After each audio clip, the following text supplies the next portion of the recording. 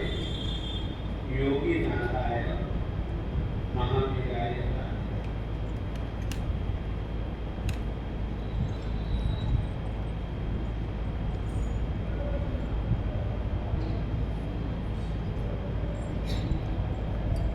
बोलो शंकर भगवान महावीर स्वामी की जय। बोलो भगवान श्री शांतिनाथ भगवान की जय। 63 श्लोका पुरुष चरित्र इस ग्रंथ का नाम। त्रिशष्टि, त्रि यानी कि 3, षष्टि यानी कि 7, 3 जमा 7 63। जैन परंपरा में श्लाका पुरुष हुए। श्लाका पुरुष एक ऐसी आत्माएं होते हैं जो कि निश्चित रूप से कभी न कभी मुक्ति में जाती है। त्रिशष्टि 24 तीर्थंकर, 12 चक्रवर्ती, 9 बलदेव, 9 वासुदेव, 9 प्रतिवासुदेव, कुल मिलाकर के ये 63 श्लाका महापुरुष कहलाते हैं। चरित्र यानी कि उनके जीवन का वर्णन। वर्तमान का यह वर्ष अपने शासनपति श्रमण भगवान श्री महावीर स्वामी जी का 2550वां निर्माण वर्ष है। इसीलिए अपन लोग श्रमण भगवान श्री महावीर स्वामी जी के सिद्धांतों के विषय में और उनके जीवन के विषय में कुछ बोला करेंगे। आज उनके जीवन चरित्र को हम बोलेंगे, शुरुआत करेंगे। शुरुआत उनके कुल मिलाकर के 27 भव हैं। कितने भव हैं? भव का मतलब क्या? भव का मतलब उन्होंने 27 बार जन्म लिया और 27वें बार जब उन्होंने जन्म लिया वे तीर्थंकर बने, खुद को उतारा और दूसरों को तिराने की व्यवस्था दी, धर्म तीर्थ की स्थापना की, वे भी मुक्त हो गए। धर्म तीर्थ की स्थापना दूसरों के लिए, दूसरों को तिराने के लिए, आराधना साधना स्वयं को तिराने के लिए, स्वयं सत्य का साक्षात्कार पाने के लिए साधना की जाती है। दूसरों पर यदि सबसे बड़ा उपकार कोई है, चाहे तुम करो चाहे हम करें, सबसे बड़ा उपकार अगर कोई है तो वह एकमात्र तिराना है। डूबे हुए को निकालना और किनारे तक पहुंचा देना, इससे बड़ा उपकार संसार में संसारी आत्मा पर कोई भी नहीं, कोई भी नहीं, कोई भी नहीं।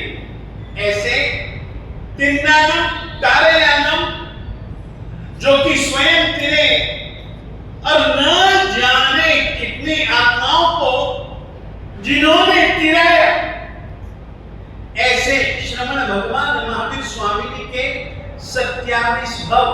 भव शब्द से आप लोग 2 बातें जैन परंपरा की समझ करके चले।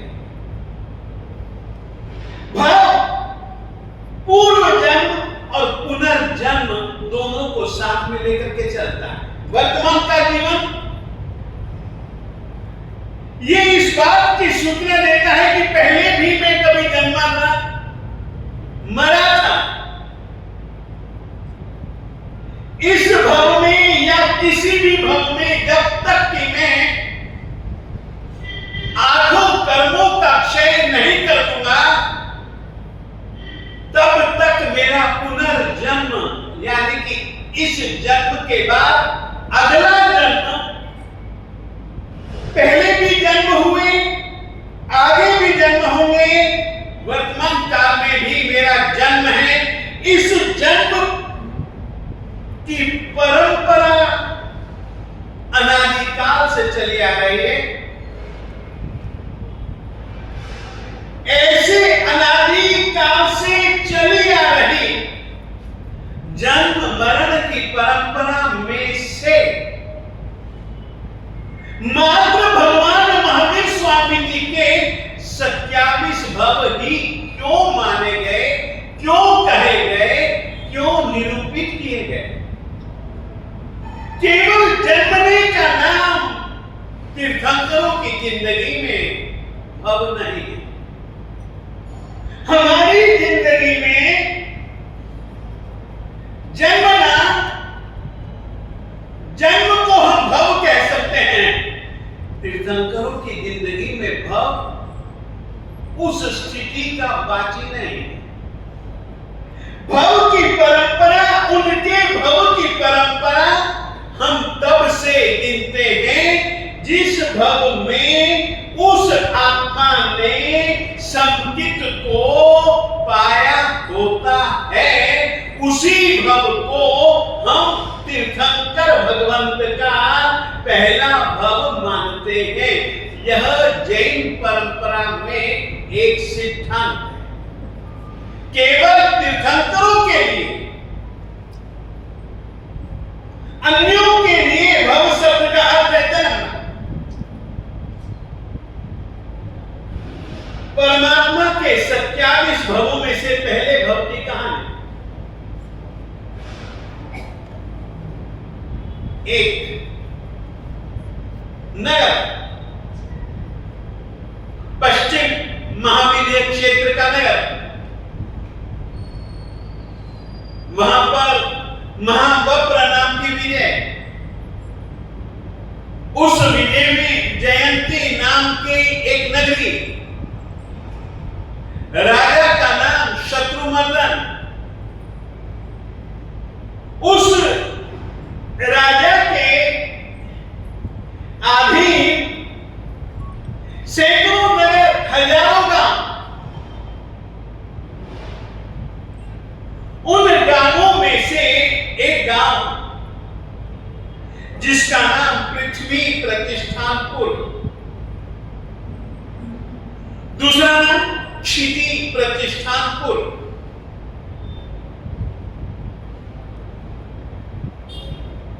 राजा के द्वारा नियुक्त किया गया। वहां पर नयसार नाम का एक ग्राम चिंतक गांव के सुख, गांव में रहने वाले व्यक्तियों को अच्छी से अच्छी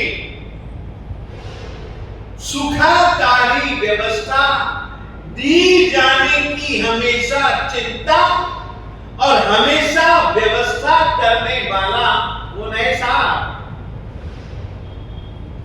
था, बड़ा स्वामी भक्त।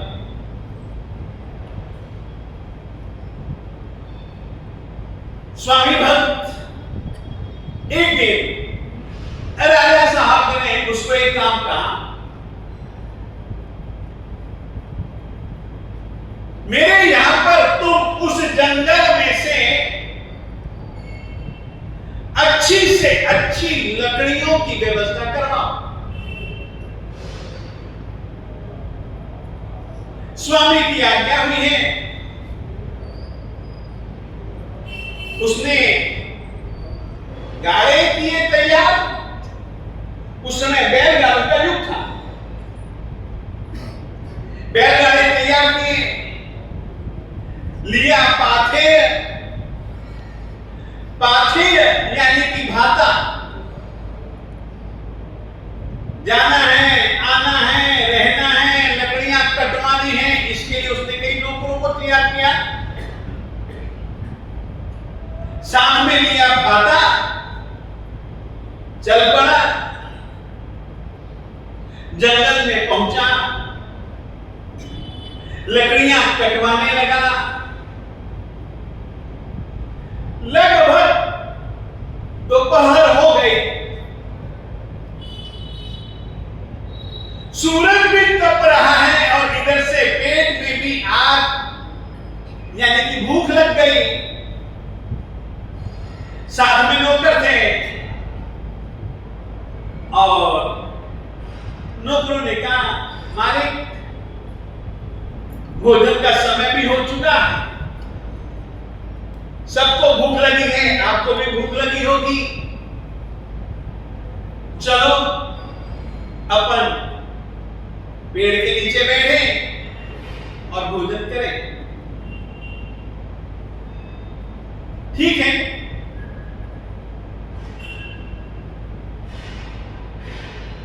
नए साल बैठा,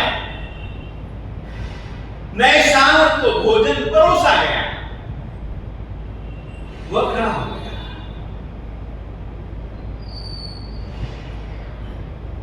चारों ओर देखा, जो जाने कि वह ढूंढ रहा है किसी को।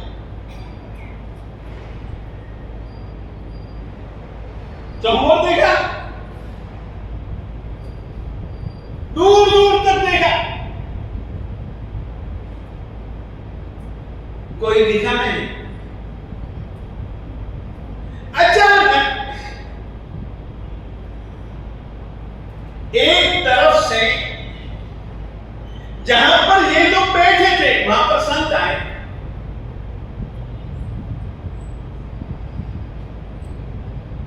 संतों को देख करके नैसार ने प्रणाम किया।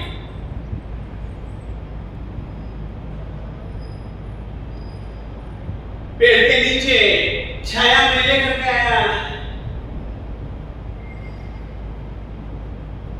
संतों से उसने पूछा, महाराज ये इतना भयंकर जंगल है,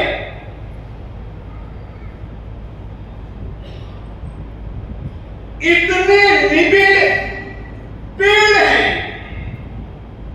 सूरज की किरण दिन में भी धरती को छू नहीं पाती,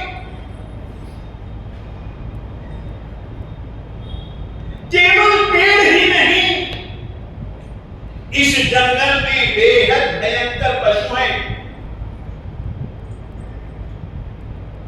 बिना अस्त्र शस्त्र के कोई भी इस जंगल में आता नहीं, आ सकता नहीं, और आप निहत्थे जंगल में क्यों? जंगल में कैसे? गुरुजी ने कहा, हम अकेले तो नहीं थे, हम एक साथ के साथ में थे। एक गांव आया, हम मानो के सोचा गोचरी कर लेते हैं। हमारे संतों में से कुछ संत गोचरी के लिए गए, लेकर के आए।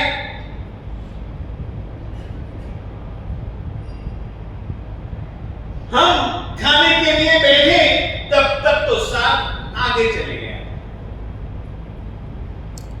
हमने सोचा कि चलो अभी आगे पकड़ लेंगे, परंतु वो न जाने किस रास्ते से मुड़े, हमें कोई जानकारी नहीं। हमने एक रास्ता पकड़ा और इस जंगल में आ गए। पहले तो नैसार ने साधुवाह को बहुत भला बुरा कहा, बड़ा निष्ठुर है, बड़ा विश्वास व्यक्ति के प्रति विश्वासघात करने वाला है।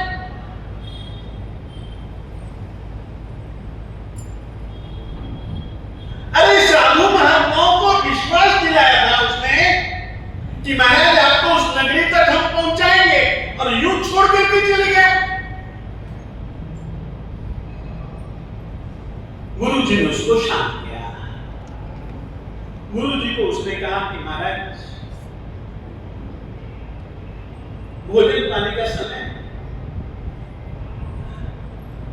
यह जो हम भोजन लाए हैं, हम अपने लिए भोजन लाए हैं,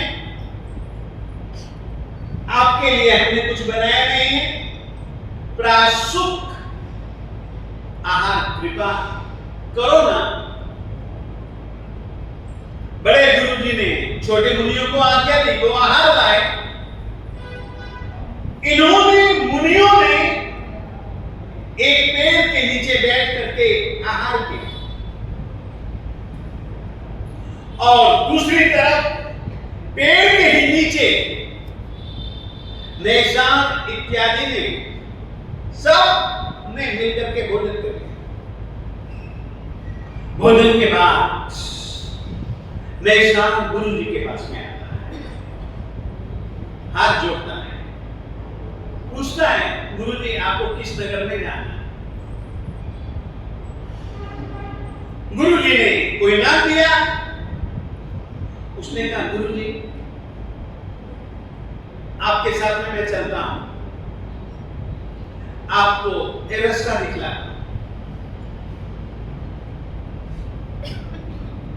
गुरु जी को साथ में लेकर के वो चल पड़ा, रास्ते पर आ गया। जब वह वापिस जाने को तैयार हुआ, गुरु जी ने उसको रोक लिया। एक पेड़ के नीचे खड़े हो गए, बैठ गए। गुरु जी ने उसको धर्मोपदेश दिया। ये समकित की प्राप्ति कैसे हुई, ये बात मैं तुमको बताना चाहता हूं।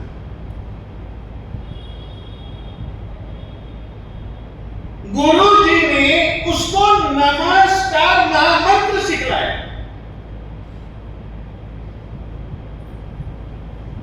गुरु जी ने थोड़ी सी देर, एक बात याद रखो, गुरु जी जो होते हैं ना, उनके दिल में सामने वाले का हित होता है, समय की वे ज्यादा चिंता फिक्र नहीं करते।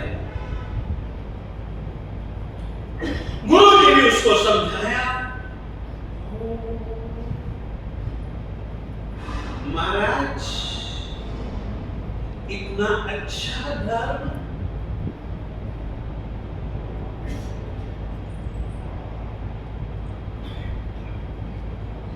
जिसकी परंपरा का देव वह जो राग और द्वेष बिना का होगा,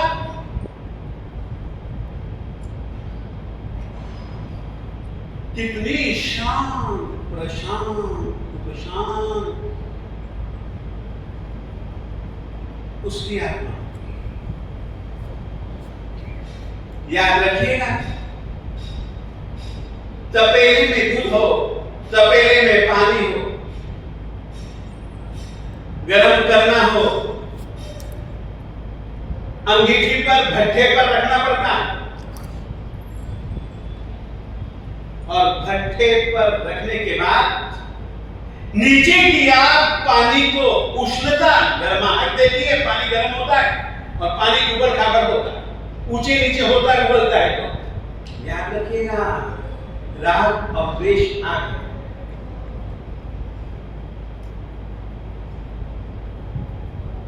भावनाएं, विचार, पानी, जैसे जैसे राग और द्वेष का तेज जितना अधिक, उतना ज्यादा दिल के अंदर चलने उतरने फिरने वाली भावनाओं में उतार चढ़ाव, उखाड़ पछाड़, ये सब कुछ चलता है राग द्वेष के कारण। साहब बहुत प्यारा आपने धर्म सिखलाया, बहुत बहुत बहुत अच्छे हैं आपके अरिहंत देव। इस तरीके से गुरु जी ने उसको धर्मनायक धर्म की व्यवस्था दी। सुन करके उसका दिल गदगदित हो गया। इतना सुंदर आपका धर्म महाराज, मैंने तो सुना भी नहीं था, समझा भी नहीं था।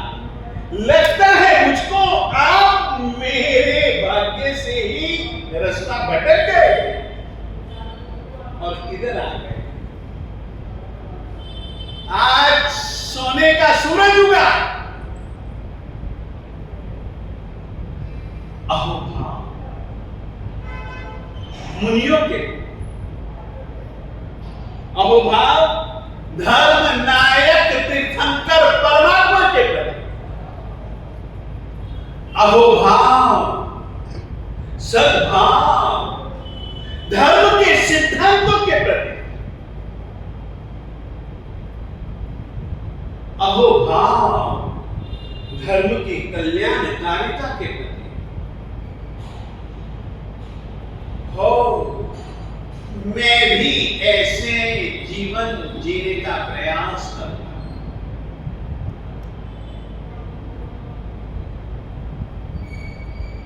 और उसी समय धर्मनायक दो चीजें, श्रीमान गुरु जी धर्मनायक और धर्म को समझाने वाले, धर्मनायक का स्वरूप समझाने वाले, उनकी वीतराग का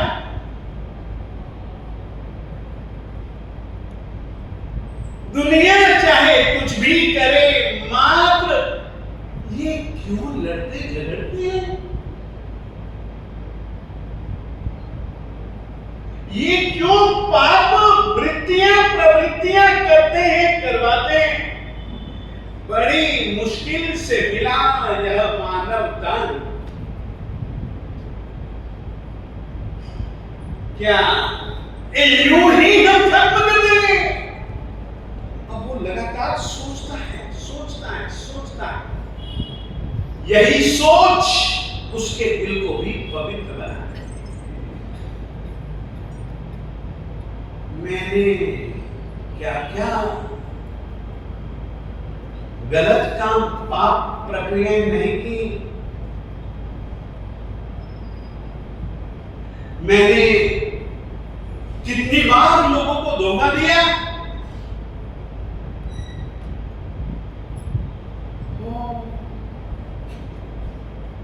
बीती ताही विसारी दे आगे की सुधिलाई, बीत गया। बीते हुए के लिए आईना निंदा। परुपन्नम संवरे में अनागयम पच्चक्षामी। तीन बातें याद रखिए श्रवण भगवान महावीर स्वामी जी की। अगर पवित्र बनना है, शुद्ध बनना है, अपने को शुद्ध बनाना है, तो परमात्मा महावीर स्वामी जी के उपदेश प्रज्ञात तीन सूत्र याद रखिए। अयम निंदा में, अयम अतीत का, भूतकाल, भावों में बह करते हैं। हम ऊट पटांग सोच लेते हैं, ऊट पटांग बोल देते हैं, ऊट पटांग चेष्टाएं कर लेते हैं। आइए, अब भूतकाल में हो गया, उसका तो अब आप कुछ कर नहीं सकते हो। आइए निंदा में, ये श्रवण भगवान महावीर स्वामी जी ने जीवन की शुद्धि के लिए हमको सूत्र दिए। अयम निंदा, भूतकाल में जितने भी जो भी पाप जाने अनजाने किए, अब तो भूतकाल को पकड़ा नहीं जा सकता, मगर हुए उन पापों को स्वीकार तो किया जा सकता है ना। उनकी निंदा, उनकी गलह, उनके लिए पश्चाताप, उनके लिए अनुताप तो किया जा सकता है ना। अयम निंदा, पाप के ऊपर पाप यदि नहीं करने की वृत्ति को जीना हो तो भूतकाल में जो हुए उनसे सीख लो। परुपन्नम संवरेमि, ये और प्यारा सूत्र है। जीता तो मैं आज हूं, इस पर हूं, कोई पाप नहीं। अतीत काल में हो गए परुपन्नम संवरेमि, वर्तमान काल में मैं अब ऐसे पाप नहीं करूंगा। ये 3 सूत्र हैं। जीवन को सुधारना हो, आत्म सुधार करना हो, परुपन्नम संवरेमि, वर्तमान काल में ऐसे जीऊंगा कि उन पापों से खुद को समृद्ध कर लूंगा, खुद को ढक लूंगा। जैन तत्व परिभाषा के सूत्रों में एक शब्द आता है संवर। संवर का मतलब होता है ढकना। जिस तरीके से खतरे को देख करके कछुआ अपने कोमल अंगों को, विशेष करके गर्दनों को और गर्दन को और पांवों को अपने शरीर में छुपा लेगा। एक उसके शरीर की पीठ ऐसा खोल मजबूत होता है कि फिर कोई चाहे शेर नख भी मारे ना, उसकी पीठ का मिटाना शक्य नहीं है। और अपनी उस पीठ में उसने अपनी गर्दन को, अपनी टांगों को छुपा दिया है। एक पूरा बचाव है। जैसे कछुआ संवरण करता है, परुपन्नम संवरेमि, पाप प्रवृत्तियां करने का अवसर आए, अपने आप को बिल्कुल छुपा लो। नहीं करना, नहीं करना, नहीं करना। अनागयम पच्चखामि, अयम निंदा, परुपन्नम संवरेमि, अनागयम पच्चखामि। अनागत जो समय अभी नहीं आता, उसमें भी मैं पाप प्रवृत्तियों से कैसी स्वयं की सुरक्षा करूं। अनागयम पच्चखामि, गुरु के पास जाकर के, साहब अब जो हो गया उसका हमको प्रायश्चित दे दो। वर्तमान काल के लिए मैं संवरण करूंगा, तो भविष्य काल के लिए मुझको पहचान दीजिए, पहचान दीजिए, पहचान दीजिए। मैं भविष्य काल में इन पापों से जो कि मेरा अहित करे, ऐसी वृत्तियां पाप कहलाती हैं। दूसरों का अहित हित छोड़ दो, अपने हित अहित की तो चिंता करो रे।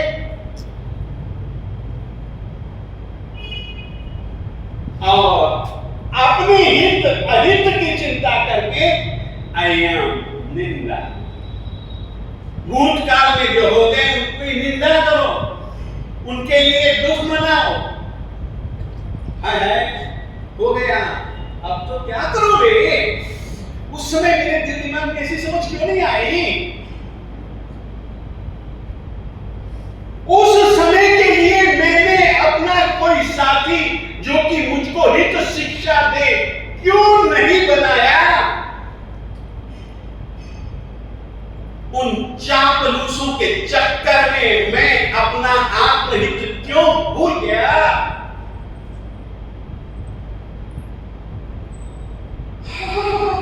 बहुत गलत हो गया। ये निंदा है।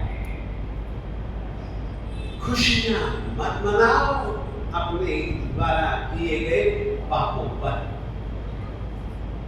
आइए ले लिया।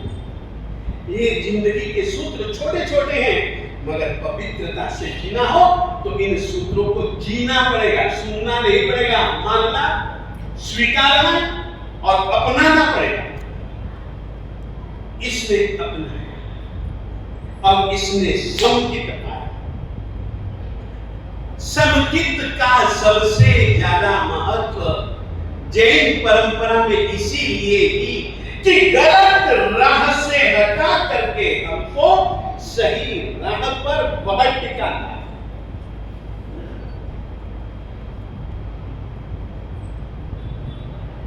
इसीलिए जैन परंपरा में समकित का महत्व है। समकित यानी कि सच्चाई। हमारे पास में बुद्धि नहीं है, हम स्वार्थ से ऊपर नहीं उठ सकते। हमारे पास बुद्धि कितनी, हमारे पास में इन आंखों में देखने की ताकत कितनी, हमारी आत्मा में जानने की, समझने की ताकत कितनी। जिसने सब कुछ जाना, जिसने सब कुछ देखा, सामान्य रूप से और विशेष रूप से, जिसने सभी की आत्मा का हित चाहा, हित के लिए हर तरीके से प्रवृत्ति, योग्य प्रवृत्ति की, ऐसे अरिहंतों को मानना, अरिहंतों को मानना ही नहीं, ऐसे अरिहंतों की भी मानना।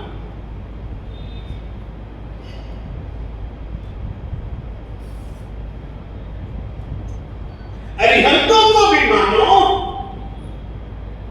अरिहंतों की भी मानो, बस समकित पक्का।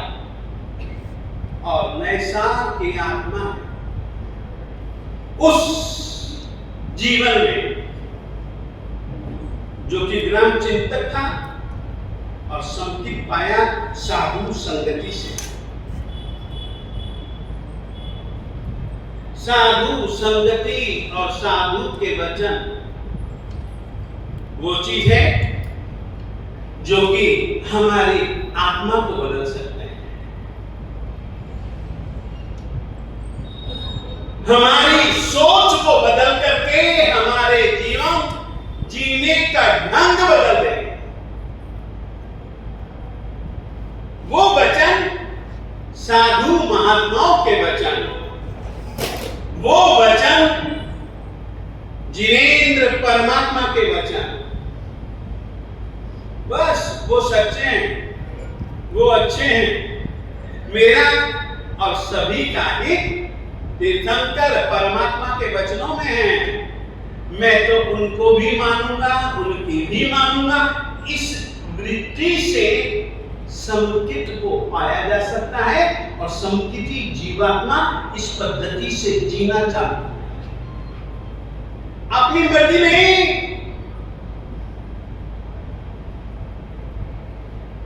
हम जानते हैं हमारे कैसे कर्म हैं।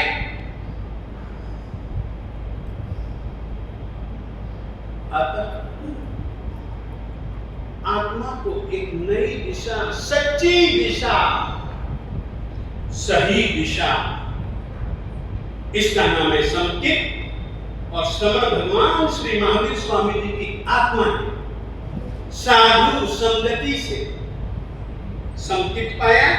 कम से कम मैं तुम लोगों से कहना चाहूंगा, आज से भगवान महावीर स्वामी जी की जिंदगी चालू किए। साधु की कभी निंदा की हो, अय्यम अतीत काल में उसकी निंदा करो।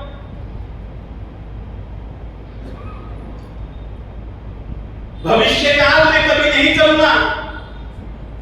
दुर्लभ बोधि बनना हो तो करो।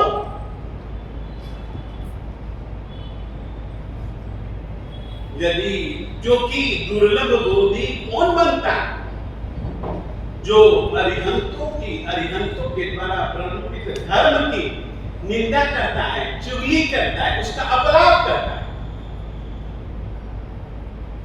वैसे जीव मरकर के दुर्लभ बोधि होते हैं। बोधि यानी कि सद्धर्म की प्राप्ति उनको दुर्लभ हो जाती है। मैं नहीं चाहूंगा कि धर्म धुरंधर विजय, दुर्लभ बोधि बने। मैं नहीं चाहूंगा कि आप में से कोई भी जीवात्मा दुर्लभ बोधि बने। बड़ा मुश्किल है, बड़ा मुश्किल है, बड़ा मुश्किल है धर्म को प्राप्त करना, धर्म को समझना, धर्म को जीना। अरिहंतों का अपलाप और अरिहंत परमात्मा के द्वारा प्ररूपित धर्म का अपलाप, अरिहंत परमात्मा द्वारा प्ररूपित सिद्धांतों का अपलाप करने वाला जीवात्मा दुर्लभ बोधि होता है। यह वचन धर्म धुरंधर का नहीं है, परमात्मा का है और इसके अतिरिक्त चली आई जाने वाली गुरु परंपरा का है, श्रुत धरों की परंपरा का है। इतना ही। श्री वल्लभ गुरु